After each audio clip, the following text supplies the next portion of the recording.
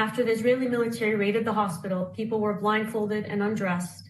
Patients on crutches were put on the ground as Israeli soldiers took celebratory pictures with the surviving healthcare workers in humiliating positions. The hospital was burned down, and Dr.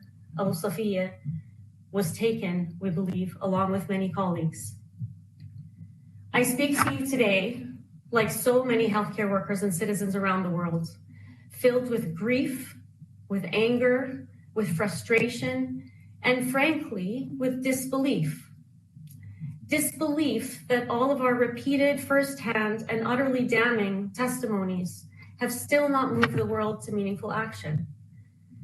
Disbelief that the countless addresses to the media and even here at the United Nations just 5 weeks ago, we're still here trying to convince anyone who will listen that this needs to stop. Disbelief that all previous propositions to end violence have been obstructed by the very body whose primary responsibility is supposedly to maintain international peace and security.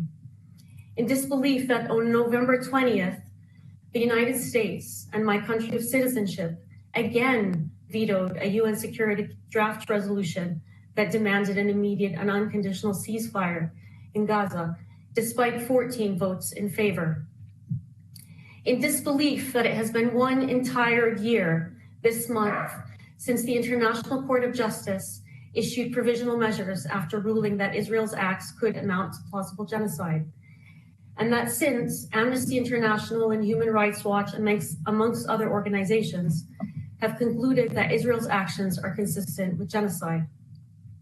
In disbelief that we are still here after we have driven 96% of Gaza's children to believe their death is imminent, while many wish for their own death. And after 7 infants, as of yesterday, have died from hypothermia in the past week, meaning they literally froze to their death.